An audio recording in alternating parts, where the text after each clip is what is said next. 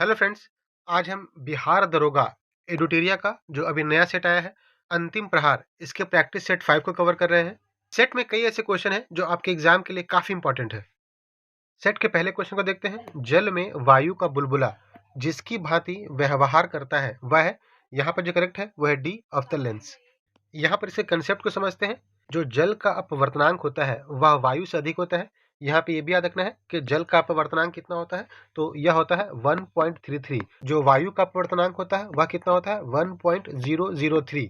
यहाँ पर आप देख सकते हैं कि जो जल का अपवर्तनांक है वह वायु से अधिक है, जिसके कारण उत्तल सतह का वायु का बुलबुला जल में अवतल लेंस की तरह काम करता है। यहाँ पर यह भी याद रखना है कि जब कोई लेंस ऐसे द्रव में डुबाया जाता है जिसका अपवर्तनांक लेंस के अपवर्तनांक से अधिक होता है, तो ऐसी स्थिति में लेंस की फोकस दूरी बढ़ जाती है तथा लेंस की प्रकृति भी बदल जाती है। यहाँ पर आप देख सकते हैं कि जो वायु का बुलबुला है वो जल में अवतल लेंस की भांति व्यवहार करता है। फ्रेंड्स, इनके कंसेप्ट को समझते चलना है, काफी इंपॉर्टेंट है। नेक्स्ट क्वेश्चन है, ट्रांसफार्मर में निम्नलिखित में से किसके कारण ऊर्जा हानि नहीं होती है। यहाँ पे पूछा जा रहा है कि ऊर्जा का हानि किसके कारण से नहीं होता है। यहाँ पे करेक्ट ऑप्शन है डी, क्रोड का नर्म लोहे का बना होना।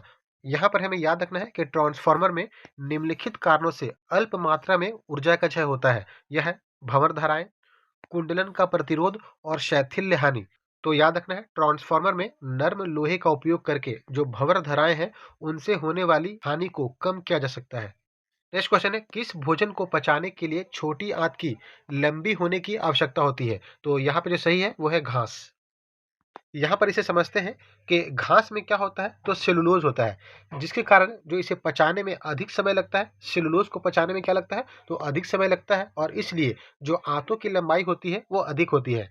यहाँ पर इन सबको भी समझना है, काफी इंपॉर्टेंट है। यहाँ पर बड़ी आंत के कार्य को बताया गया है। यह पानी और इलेक्ट्रोलाइट्स इनको अवशोषित करता है, विटामिन का उत्पादन करता है और अवशोषित करता है। तो ध्यान देना है कि जो बड़ी आंत है वो विटामिन का उत्पादन और अवशोषण दोनों करता है, और मल को बनाना और उन्मूलन के लिए मलाशय की ओर भेजना, यह सारा काम किसका है, तो बड़ी आंत का है। नेक्स्ट क्वेश्चन है, किस प्रकार की कोशिका लंबी और शाखित होती है। यहाँ पर जो सही है वो है ए, तंत्रिका कोशिका। तो जो सबसे लंबी कोशिका होती है वो कौन सी है, तंत्रिका कोशिका है। यहाँ पर ध्यान देना है, यह अत्यधिक विशिष्ट कोशिकाओं से बनी होती है जिन्हें न्यूरॉन्स कहते हैं। काफी इंपॉर्टेंट है, कई बार पूछा गया है। नेक्स्ट क्वेश्चन है, निम्नलिखित में से कौन पादप जगत द्विबीजपत्री और एक बीजपत्री में विभक्त होता है। तो यहाँ पे याद रखना है, यह होता है एंजियोस्पर्म, जो आवर्त बीजी होती है, द्विबीजपत्री और एक बीजपत्री में विभक्त होता है। यहाँ पर आप देख सकते हैं जो एंजियोस्पर्म है, यह एक अच्छी तरह से विभेदित पौधों के शरीर के साथ बीजवाहक संवहनी पौधे हैं। यहाँ पर ध्यान देना है कि बीज फलों के भीतर घिरे रहते हैं, जैसे कि इनके एग्जाम्पल से क्वेश्चन पूछे जाते हैं, आम, गुलाब, टमाटर, प्याज, गेहूं, मक्का। फ्रेंड्स, इनके एग्जाम्पल को याद रखना है, इनसे क्वेश्चन पूछे जाते हैं। नेक्स्ट क्वेश्चन है, बंदर के काटने से होने वाले रोग कौन से हैं। तो यह है रेबीज। कई बार पूछा गया क्वेश्चन है फ्रेंड्स, तो काफी इंपॉर्टेंट है। यहाँ पर रेबीज को समझते हैं। याद रखना है कि रेबीज कैसी बीमारी है, तो यह एक वायरल बीमारी है, मतलब वायरस के कारण से होती है। यह किन के कारण से होता है, तो याद रखना है, यह कुत्ता, चमगादड़, बंदर, लोमड़ी जैसे पागल जानवरों द्वारा काटे जाने पर होता है। तो यहाँ पर याद रखना है कि बंदर के साथ साथ यह कुत्ता, चमगादड़, लोमड़ी इन जैसे जानवरों के काटने के कारण से भी होता है। नेक्स्ट क्वेश्चन है, वृद्ध व्यक्तियों को मोतियाबिंद हो जाने पर क्या हो जाता है। तो यह हो जाता है, वृद्धावस्था में व्यक्तियों का क्रिस्टलीय लेंस दुधिया और धुंधला हो जाता है। तो जो करेक्ट आंसर है वो है ए। यहाँ पर मोतियाबिंद को समझते हैं कि मोतियाबिंद क्या होता है, तो यह आंख के लेंस में बदलाव के कारण होता है। फ्रेंड्स, आंखों की बीमारी, इनसे क्वेश्चंस पूछे जाते हैं। इनको कंपेयर करके पढ़िए कि कौन सी बीमारी के लिए कौन से लेंस का यूज किया जाता है, इनका उपचार कैसे किया जाता है, इसमें कौन सा अंग प्रभावित होता है, इनसे क्वेश्चंस पूछे जाते हैं, इसलिए काफी इंपॉर्टेंट है। यहाँ पर ध्यान देना है कि मोतियाबिंद, इसमें क्या होता है, तो इसका मुख्य कारण जो होता है वह होता है उम्र का बढ़ना और पैराबैग्नी यानी कि जो यूवी रेज होते हैं उनके संपर्क में आने से मोतियाबिंद होता है। नेक्स्ट क्वेश्चन है, इन विट्रो फर्टिलाइजेशन के संबंध में निम्नलिखित में से कौन सा कथन गलत है। यहाँ पर ध्यान देना है, जो गलत है वो पूछा जा रहा है। यहाँ पे गलत है, माँ के गर्भाशय से एक्स निकालने के लिए कैथेटर का उपयोग किया जाना, यह स्टेटमेंट गलत है। यहाँ पर ए और सी को भी समझिए कि यह क्यों सही है। एक स्वस्थ स्पर्म को प्रत्येक परिपक्व अंडे में सीधे इंजेक्ट करने के लिए इंट्रासाइटोप्लाज्मिक स्पर्म इंजेक्शन का उपयोग किया जाता है। तो इस उपक्रम को याद करना है कि इंट्रासाइटोप्लाज्मिक स्पर्म इंजेक्शन का उपयोग किया जाता है। और कनुप्रिया अग्रवाल भारत की पहली टेस्ट ट्यूब बेबी है। काफी इंपॉर्टेंट क्वेश्चन है कि भारत की पहली टेस्ट ट्यूब बेबी का नाम क्या है, तो कनुप्रिया अग्रवाल है। यहाँ पर इसे समझते हैं कि जो माँ के गर्भाशय में एग्स निकालने के लिए किस विधि का उपयोग किया जाता है, तो सक्शन विधि का उपयोग किया जाता है। जबकि माँ के गर्भ में प्रयोगशाला में विकसित भ्रूण को स्थापित करने के लिए कैथेटर का उपयोग किया जाता है। तो इनके डिफरेंस को याद रखना है। साथ में ये भी याद रखना है कि कनुप्रिया अग्रवाल इनको दुर्गा के नाम से भी जाना जाता है। नेक्स्ट क्वेश्चन है, दृष्टि पटल यानी कि रेटिना पर जो चित्र बनता है वह कैसा बनता है, तो याद रखना है यह वस्तु से छोटा होता है और उल्टा होता है। इसको याद रखना है कि वह वस्तु से कैसा बनता है, तो उल्टा बनता है। जो करेक्ट है वो है सी। यहाँ पर ध्यान देना है कि जो रेटिना पर वस्तु का प्रतिबिंब बनता है यह उल्टा, छोटा और वास्तविक बनता है। फ्रेंड्स, काफी इंपॉर्टेंट क्वेश्चन है, कई बार एग्जाम में पूछा गया है। जर्मन सिल्वर यह किसका मिश्र धातु है, तो यहाँ पे याद रखना है कि यह तांबा, निकेल और जिंक इसका मिश्र धातु है। यहाँ पर यह भी याद रखना है कि इसका उपयोग कहाँ किया जाता है, तो बर्तन, मूर्ति और अन्य सजावटी चीजों को बनाने में जर्मन सिल्वर का उपयोग किया जाता है। और जर्मन सिल्वर किन से मिलकर बना है, काफी इंपॉर्टेंट है, तांबा, निकेल और जिंक। फ्रेंड्स, इस क्वेश्चन को आपने कई बार देखा होगा, कई सेट में देखा होगा, तो काफी इंपॉर्टेंट क्वेश्चन है, याद रखना है। नेक्स्ट क्वेश्चन है, अदरक तना है, जड़ नहीं है, क्योंकि हम जानते हैं कि अदरक तना क्यों है, क्योंकि इसमें नोड और इंटर नोड होते हैं। जो करेक्ट है वो है बी। तने का विशेष लक्षण क्या होता है, जो तने होते हैं इसमें नोड्स पाए जाते हैं और इंटर नोड्स पाए जाते हैं। आप देख सकते हैं कि जो तने होते हैं इसमें इंटर नोड्स पाए जाते हैं। इसलिए जो अदरक की संरचना होती है इसमें हम नोड्स और इंटर नोड्स देखते हैं। इसलिए यह जड़ नहीं है, क्या है, तना है। यहाँ पर मानव रोग दिया गया है और बताना है कि इनमें से कौन सा सही सुमेलित नहीं है। यहाँ पर जो सही नहीं है वह है खसरा जीवाणु। याद रखना है खसरा किसके कारण से होता है, तो यह विषाणु के कारण से होता है। तो जीवाणु जो होगा हमारा गलत होगा, यह विषाणु होना चाहिए। फ्रेंड्स, यहाँ पर काफी इंपॉर्टेंट फैक्ट्स है। जो क्षय रोग है यह किसके कारण से होता है, जीवाणु के कारण। और यहाँ पे संचरण का तरीका दिया गया है, इनको भी याद रखना है कि किन के कारण से होता है, यह भी क्वेश्चन पूछे जाते हैं। जो क्षय रोग होता है यह वायु के कारण से होता है। खसरा virus, chicken pox virus, polio virus, हैजा काफी इंपॉर्टेंट है, जीवाणु, टाइफाइड जीवाणु, हेपेटाइटिस ए वायरस और मलेरिया जो आप देख सकते हैं प्रोटोजोआ। इनके संचरण का तरीका को भी याद रखिए, काफी इंपॉर्टेंट है।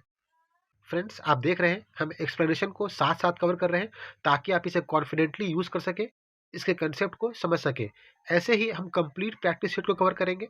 सेट में कई ऐसे क्वेश्चन है फ्रेंड जो आपके एग्जाम के लिए काफी इंपॉर्टेंट है, तो सेट को कंप्लीट जरूर देखिए, आपके प्रिपरेशन के लिए काफी इंपॉर्टेंट है।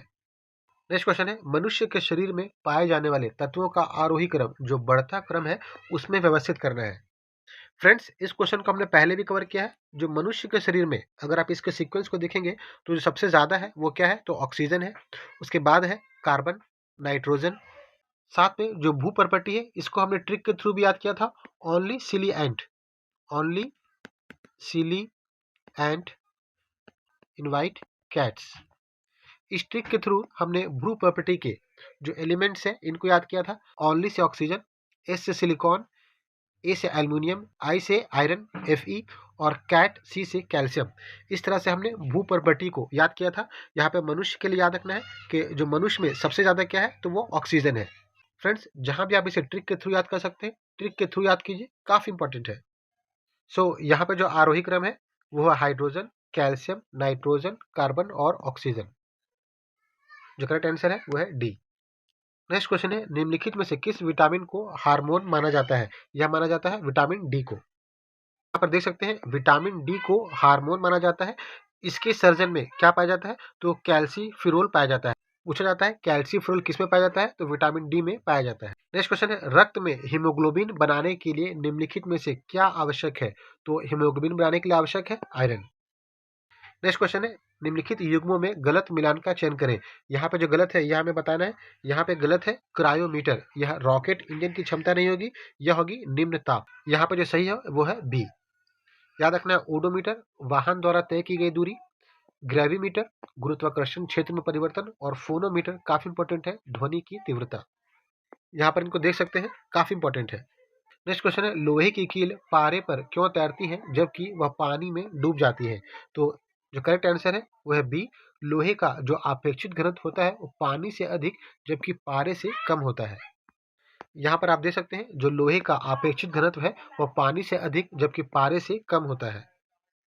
नेक्स्ट क्वेश्चन है, फिनोफ्थलीन अम्ल के साथ अभिक्रिया करता है तो क्या बनता है? यहाँ पर याद रखना है कि इसमें कोई परिवर्तन नहीं होता है। फिनोफ्थलीन को समझना है, यह एक रंगहीन सूचक होता है जो अम्ल से अभिक्रिया कर अपने रंग में कोई परिवर्तन नहीं करता है, जबकि क्षार के साथ अभिक्रिया कर गुलाबी रंग देता है। तो इसका यूज किया जाता है अम्ल और क्षार पता करने के लिए। नेक्स्ट क्वेश्चन है, एक्वा रीजिया जो अम्ल राज है इसके संदर्भ में जो असत्य है यह बताना है। यहाँ पे जो असत्य है वह है बी, इसमें HNO3 और HCl का अनुपात क्रमशः 3:1 होता है। यह स्टेटमेंट गलत है। यहाँ पे होना चाहिए क्या? यह होना चाहिए HCl:HNO3। याद रखना है कि यहाँ पर उल्टा दिया हुआ था। हाइड्रोक्लोरिक अम्ल और नाइट्रिक अम्ल है, इनका अनुपात होगा 3:1। यहाँ पर आप देख सकते हैं जो एक्वा रेजिया है इसमें सांद्र हाइड्रोक्लोरिक अम्ल और सांद्र नाइट्रिक अम्ल इनका अनुपात 3:1 होना चाहिए।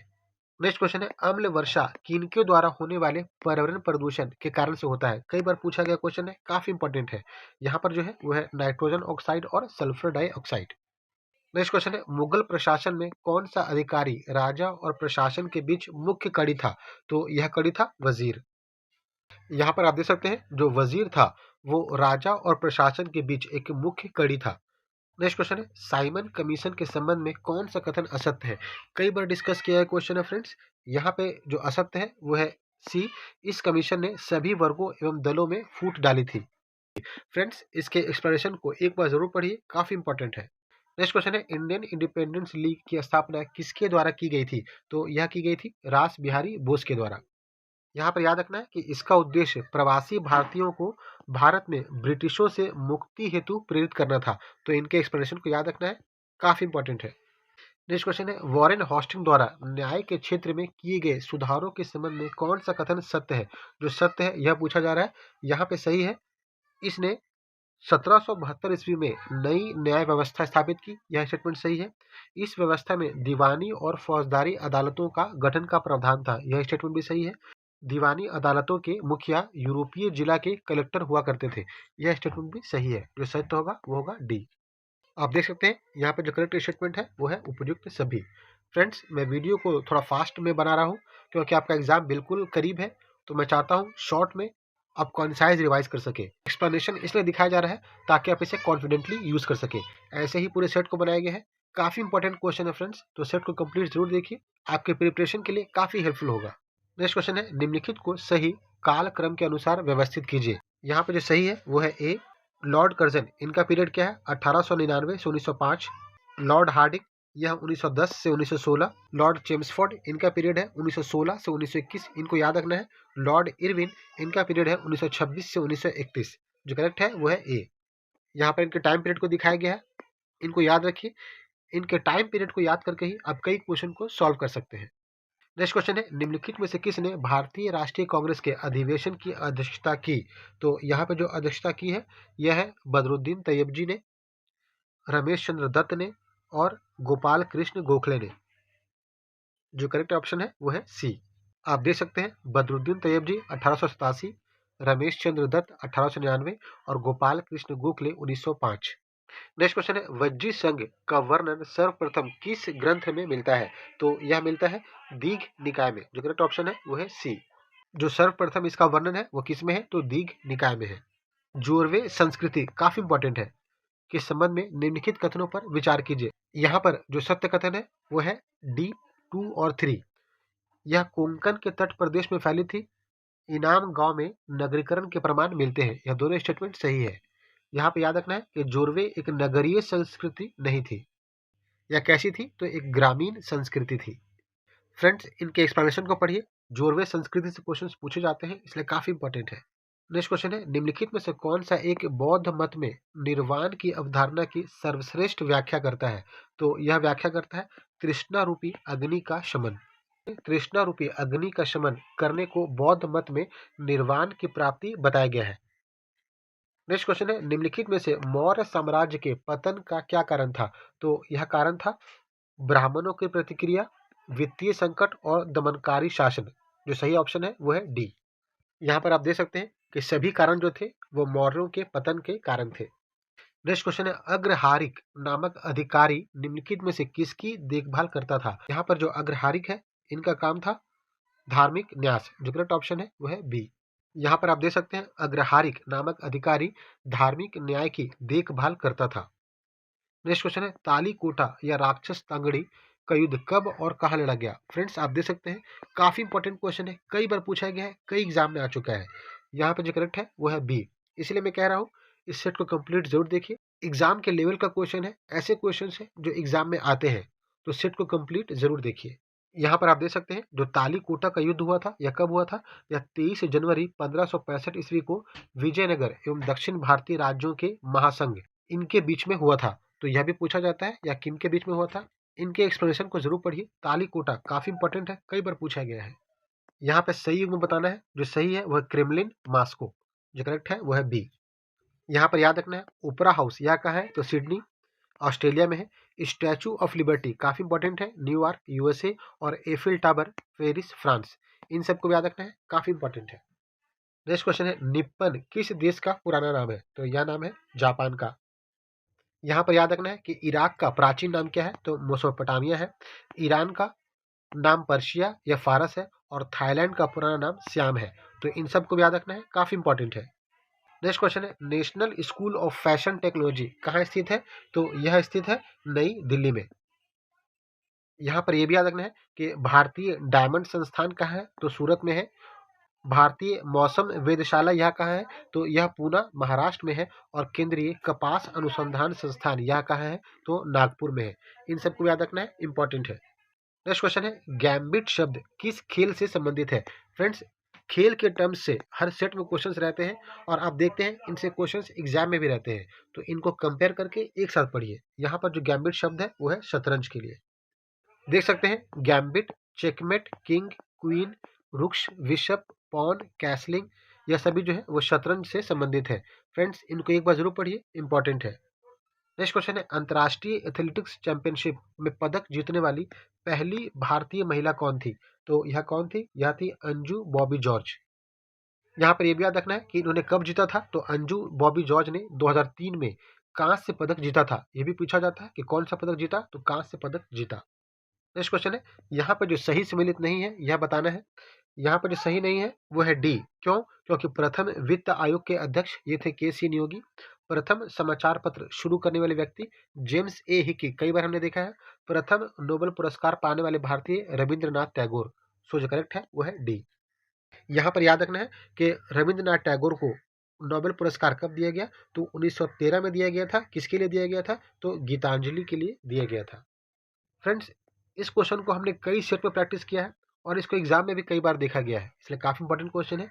सर्वाधिक तरल मुद्रा का रूप है, तो याद रखना है M1।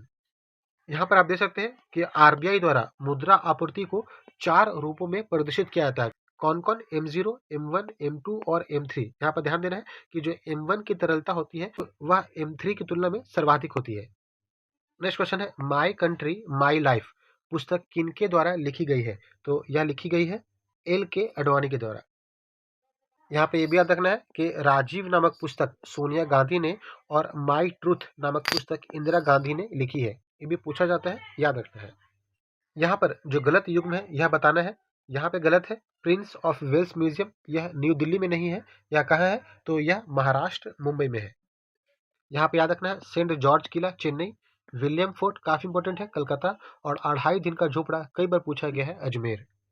यहाँ पर आप देख सकते हैं प्रिंस ऑफ वेल्स म्यूजियम कहाँ है? तो महाराष्ट्र में है। नेक्स्ट क्वेश्चन है, राष्ट्रीय रक्षा अकादमी कहाँ स्थित है? तो यह स्थित है खड़ग वासला में।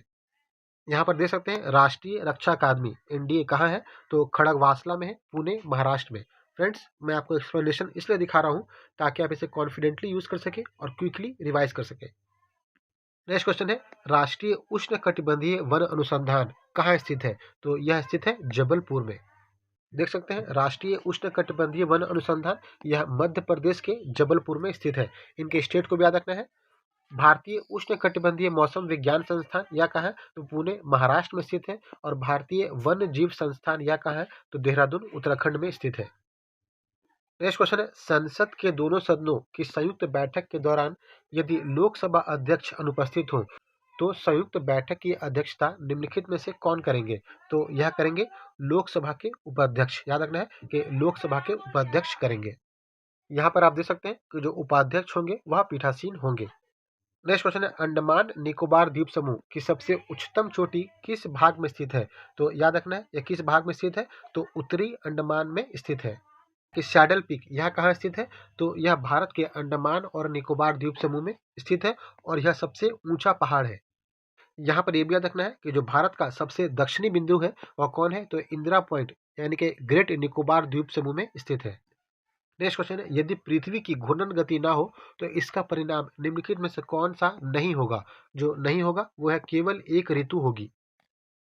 यहाँ पर आप देख सकते हैं कि यदि पृथ्वी अपनी धुरी पर ना घूमे तो एक ही हिस्से में हमेशा दिन और दूसरे हिस्से पर हमेशा रात रहेगा, अर्थात सूर्योदय और सूर्यास्त नहीं होगा और दिन और रात का जो चक्र है वो नहीं होगा। यहाँ पर काफी इंपॉर्टेंट है, जो ऋतुओं का संबंध है वह किससे संबंधित है? तो पृथ्वी की परिक्रमा यानी कि जो वार्षिक गति है इससे संबंध है। इसलिए अक्ष पे घूमना अगर रुक जाए तो क्या नहीं होगा? तो केवल एक ऋतु होगी। यह स्टेटमेंट गलत है। नेक्स्ट क्वेश्चन है, निम्नलिखित में कौन सही सुमेलित नहीं है? यहाँ पे जो सही सुमेलित नहीं है वो दीपू दर्रा मणिपुर। दीपू दर्रा कहाँ है? तो यह मणिपुर में नहीं है, यह है अरुणाचल प्रदेश में। याद रखना है, बनिहाल दर्रा जम्मू कश्मीर, लिपुलेख दर्रा उत्तराखंड और बड़ा लाछा दर्रा हिमाचल प्रदेश। जो सही नहीं है वो है डी।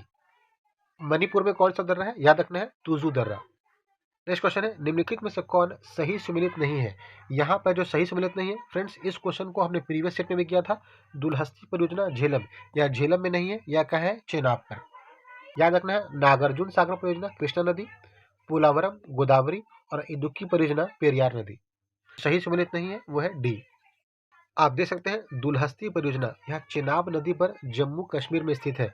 फ्रेंड्स, जो परियोजना है इनके स्टेट को भी याद रखिए, काफी इंपॉर्टेंट है। नेक्स्ट क्वेश्चन है, अरल सागर निम्नलिखित में से किन देशों के बीच स्थित है?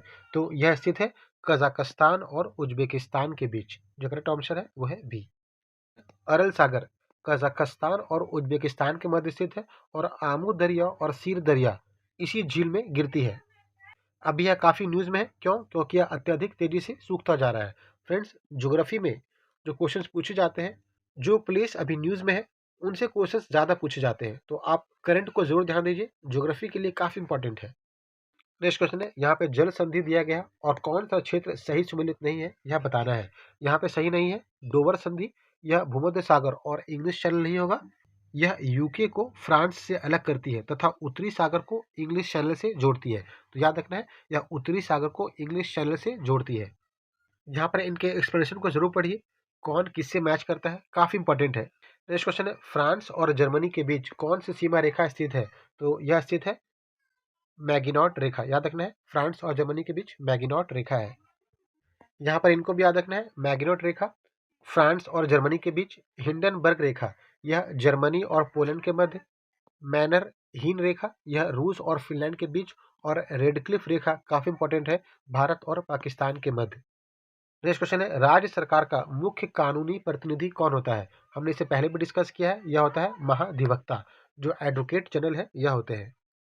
नेक्स्ट क्वेश्चन है, निम्नलिखित में से कौन सा सही सुमेलित नहीं है? यहाँ पर जो सही सुमेलित नहीं है यह आयरलैंड आपातकालीन प्रावधान। जो आपातकालीन प्रावधान है यह कहाँ से लिया गया है? तो जर्मनी से लिया गया है। तो यहाँ पे याद रखना है, अमेरिका न्यायिक पुनर्विलोकन, जुडिशियल रिव्यू, ब्रिटेन संसदीय प्रणाली और ऑस्ट्रेलिया समवर्ती सूची। नेक्स्ट क्वेश्चन है, एक नया राज्य बनाने के लिए संसद में कौन सा बहुमत चाहिए? तो नया राज्य जो है वो साधारण बहुमत से बनाया जा सकता है। जो करेक्ट आंसर है वो है डी। क्वेश्चन है, फजल अली आयोग किससे संबंधित है? तो यह संबंधित है राज्यों के पुनर्गठन से। याद रखना है कि 1953 को जो राज्यों के पुनर्गठन हेतु फजल अली आयोग इनका गठन किया गया था और इस रिपोर्ट के आधार पर राज्य पुनर्गठन अधिनियम 1956 जो है वो संसद द्वारा पारित किया गया। तो याद रखना है, और इस अधिनियम में कुल कितने राज्य बने? तो 14 राज्य और 6 केंद्र शासित प्रदेश बने थे। नेक्स्ट क्वेश्चन है, उपाधियों का अंत किस अनुच्छेद से संबंधित है? तो यह संबंधित है अनुच्छेद 18 से। यहाँ पर यह भी याद रखना है, अनुच्छेद 16 लोक नियोजन के विषय में अवसर, अनुच्छेद 17 काफी इंपॉर्टेंट है अस्पृश्यता के अंत, अनटचेबिलिटी का अंत, और अनुच्छेद 21 का शिक्षा का अधिकार, काफी इंपॉर्टेंट है, पूछा गया है। काफी इंपॉर्टेंट क्वेश्चन है फ्रेंड्स। रेलवे बजट को आम बजट से कब अलग किया गया था? तो यह अलग किया गया था 1924 में। यहाँ पर यह भी याद रखना है कि यह किनकी सिफारिश पर अलग किया गया था? तो एकवर्थ समिति। नेक्स्ट क्वेश्चन है 74वां संविधान संशोधन किस विषय से संबंधित है? फ्रेंड्स, पिछले सेट में हमने 73वां संविधान देखा था, यहाँ पे 74वां संविधान पूछा जा रहा है। यह संबंधित है नगर पालिकाओं से। नेक्स्ट क्वेश्चन है गाडगिल फॉर्मूला किस एक से संबंधित है? तो यह संबंधित है राज्यों को केंद्रीय सहायता के आवंटन से। जो करेक्ट ऑप्शन है वो है बी। नेक्स्ट क्वेश्चन है हाल ही में किस देश ने प्रधानमंत्री नरेंद्र मोदी को शुभ दरुमा गुड़िया भेंट किया? तो यह किया गया है जापान के द्वारा। आप देख सकते हैं जापान ने प्रधानमंत्री नरेंद्र मोदी को दरुमा गुड़िया भेंट किया। नेक्स्ट क्वेश्चन है संयुक्त राष्ट्र आंतरिक न्याय परिषद के अध्यक्ष कौन बने हैं? तो यह बने हैं मनद वी लोकुर। यहाँ पर यह भी याद रखना है कि एफबीआई निदेशक कौन बने हैं? काश पटेल। इंटरनेशनल सोलर अलायंस इसके महासचिव कौन बने हैं? तो आशीष खन्ना। काफी इंपॉर्टेंट क्वेश्चन है। एसोचैम के महासचिव कौन बने हैं? तो मनीष सिंघल। नेक्स्ट क्वेश्चन है दुर्गेश अरण्य प्राणी उद्यान कहाँ स्थित है? तो यह स्थित है हिमाचल प्रदेश में। यहाँ पर आप देख सकते हैं कि भारत का पहला हरित प्रमाणन पाने वाला जो चिड़ियाघर है वो कौन है? दुर्गेश अरण्य प्राणी उद्यान है। यह कहाँ स्थित है? तो हिमाचल प्रदेश में स्थित है। नेक्स्ट क्वेश्चन हाल ही में चर्चा में रही राजों की बावली किस शहर में स्थित है? तो यह स्थित है नई दिल्ली में। नेक्स्ट क्वेश्चन है हेनले पासपोर्ट इंडेक्स 2025 में हर साल पूछा जाता है भारत का कौन सा स्थान है? तो भारत का जो स्थान है वो है 50वीं। जो 85वां स्थान है वो भारत का स्थान है। यहाँ पर यह भी याद रखना है कि 2025 का जो हेनले पासपोर्ट इंडेक्स है इसमें जो फर्स्ट रैंक है वो किसका है? तो सिंगापुर का है। काफी इंपॉर्टेंट है। नेक्स्ट क्वेश्चन है वैश्विक पवन रिपोर्ट 2025 के बारे में क्या सत्य है? जो सही स्टेटमेंट है वो है ए, वर्ष 2024 में कुल 117 गीगावाट नई पवन ऊर्जा क्षमता जोड़ी गई। यह स्टेटमेंट सही है। यहाँ पर याद रखना है कि भारत तीसरा नहीं होगा, यह होगा भारत फोर्थ। जो भारत है वो चौथे स्थान पर है और पूरे विश्व में अमेरिका शीर्ष स्थान पर नहीं है। यहाँ पर जो होगा वो होगा चीन। जो चीन है वो प्रथम स्थान पे है। तो जो करेक्ट ऑप्शन होगा वो होगा ए। नेक्स्ट क्वेश्चन है इसे हमने प्रीवियस सेट में भी किया है मत्स्य 6000 क्या है? तो यह है पनडुब्बी। नेक्स्ट क्वेश्चन है डेजर्ट फ्लैग के 10वें संस्करण का आयोजन कहाँ किया गया? पहले तो याद रखना है कि डेजर्ट फ्लैग किनके बीच का अभ्यास है? तो यह संयुक्त राज्य अमेरिका द्वारा आयोजित किया जाता है और एक बहुराष्ट्रीय हवाई युद्ध अभ्यास है। यह कहाँ आयोजन किया गया? तो इसका आयोजन किया गया था यूएई में। नेक्स्ट क्वेश्चन आईपीएल 2025 में ऑरेंज कप किसने जीता? काफी इंपॉर्टेंट क्वेश्चन है। यह जीता था साई सुदर्शन ने। यहाँ पे याद रखना है कि कौन सा संस्करण है? तो 18वां। टाटा आईपीएल 2025 ने गुजरात टाइटंस के साई सुदर्शन ने ऑरेंज कैप जीता। यहाँ पे ये भी याद रखना है कि जो साई सुदर्शन है वो किसके लिए खेलते हैं? तो गुजरात टाइटंस के लिए खेलते हैं। पर्पल कैप किसने जीता? तो यह जीता था प्रसिद्ध कृष्ण ने। इनको भी याद रखना है, काफी इंपॉर्टेंट है। नेक्स्ट क्वेश्चन है आईसीसी विश्व टेस्ट चैंपियनशिप 2025 में किस देश ने जीत हासिल की? तो यह जीत हासिल की है दक्षिण अफ्रीका ने। यहाँ पर यह भी याद रखना है कि दक्षिण अफ्रीका ने किन को हराया? तो ऑस्ट्रेलिया को हराया। नेक्स्ट क्वेश्चन है इजराइल के हमले की प्रतिक्रिया में ईरान ने कौन सा ऑपरेशन चलाया? फ्रेंड्स, काफी इंपॉर्टेंट क्वेश्चन है। आप देख रहे हैं कई बार पूछा गया है। जो करेक्ट आंसर है वह सी ऑपरेशन ट्रू प्रॉमिस 3। यहाँ पर आप देख सकते हैं इजराइल ने क्या चलाया? तो ऑपरेशन राइजिंग लायन और ईरान ने operation true promise 3। Next question है वर्तमान में रेलवे सुरक्षा बल के महानिदेशक कौन है? तो यह है सोनाली मिश्रा। जो सोनाली मिश्रा है वो अभी आरपीएफ की नई महानिदेशक यानी कि डीजी नियुक्त की गई है। यह क्वेश्चन क्यों इंपॉर्टेंट है? क्योंकि पहली बार किसी महिला को इस पद पर अपॉइंट किया गया है, इसलिए यह क्वेश्चन इंपॉर्टेंट है। नेक्स्ट क्वेश्चन है आरबीआई के 26वें गवर्नर, इनके नंबर को याद रखना है। जो 26th गवर्नर है वो कौन बने हैं? तो यह बने हैं संजय मल्होत्रा। नेक्स्ट क्वेश्चन है फरवरी 2025 में सी के Naidu life time achievement award किसे दिया गया है? तो यह दिया गया है सचिन तेंदुलकर को। यहाँ पर आप देख सकते हैं कि सचिन तेंदुलकर को कर्नल सी के Naidu life time achievement award दिया गया है। नेक्स्ट क्वेश्चन है विश्व खाद्य पुरस्कार 2025 किसे प्रदान किया गया? तो यह प्रदान किया गया है मारियोंगले हंगरिया को। यहाँ पर यह भी याद रखना है कि डॉक्टर मारियांगले हंगरिया किस देश की हैं? तो ब्राजील की हैं। नेक्स्ट क्वेश्चन है सैयद मुश्ताक अली ट्रॉफी 2024-25 किस टीम ने जीता? तो याद रखना है यह जीता है महाराष्ट्र ने। यहाँ पर ये भी याद रखना है कि मुंबई ने किनको हराया, तो मध्य प्रदेश को हराया। और कहाँ खेला गया, तो बेंगलुरु में खेला गया। नेक्स्ट क्वेश्चन है, हाल ही में किस राज्य से संबंधित अंबाजी संगमरमर को जीआई टैग दिया गया है, तो यह दिया गया है गुजरात के। नेक्स्ट क्वेश्चन है, वरिष्ठ नागरिक आयोग की स्थापना करने वाला पहला राज्य कौन सा बना है। काफी इंपॉर्टेंट है, पहला राज्य है जिसने वरिष्ठ नागरिक आयोग बनाया है, यह है केरल। नेक्स्ट क्वेश्चन है, 34वां व्यास सम्मान 2024 काफी इंपॉर्टेंट क्वेश्चन है, किसको दिया गया है, किस कृति को दिया गया है, तो यह दिया गया है कौन देश को वासी। यहाँ पर याद रखना है कि कौन देश को वासी वेणु की डायरी कृति के लिए हिंदी साहित्यकार लेखिका सूर्यबाला, इनके नाम को याद रखना है, सूर्यबाला को 2024 के 34वें व्यास सम्मान से सम्मानित किया गया है। काफी इंपॉर्टेंट क्वेश्चन है, वर्तमान में कुल शास्त्रीय भाषाओं की संख्या क्या है, तो यह है 11। यहाँ पर याद रखना है, जो 5 नए भाषा शास्त्रीय भाषा का दर्जा प्राप्त किए हैं वह है मराठी, पाली प्राकृत, असमिया और बंगाली। इनको याद रखना है, काफी इंपॉर्टेंट है। फ्रेंड्स, मैथ्स और रीजनिंग के लिए मैं आपको आंसर बताते जा रहा हूँ। इसको बनाने में कोई भी दिक्कत हो तो आप हमारे टेलीग्राम ग्रुप @तनवीर पर हमें मैसेज कीजिए। क्वेश्चन को डिस्कस किया जाएगा और इसे सॉल्व किया जाएगा। टेलीग्राम ग्रुप का जो लिंक है वो कमेंट बॉक्स में पिन कर दिया जाएगा, आप वहां से उसे ज्वाइन कर सकते हैं। 81 का आंसर है बी, 82 का आंसर है बी, 83 का आंसर है डी, 84 का आंसर है ए, 85 का आंसर है बी, 86 का आंसर है सी, 87 का आंसर है सी, 88 का आंसर है ए और 89 का आंसर है बी, 90 का आंसर है ए। नेक्स्ट क्वेश्चन है, निम्न में से किस शब्द का प्रयोग हमेशा बहुवचन में होता है, तो प्राण, आंसू और दर्शन, इन सभी का प्रयोग जो है वो बहुवचन में होता है। यहाँ पर जो करेक्ट होगा वो होगा डी। यहाँ पर आप देख सकते हैं प्राण, आंसू और दर्शन बहुवचन में इस्तेमाल होते हैं, जो करेक्ट होगा वो होगा डी। नेक्स्ट है, निम्न में से कौन सा शब्द तत्सम है। यहाँ पर जो तत्सम है वो है कृषक। नेक्स्ट क्वेश्चन है, श्याम सुंदर में कौन सा समास है, यह है कर्मधारय समास।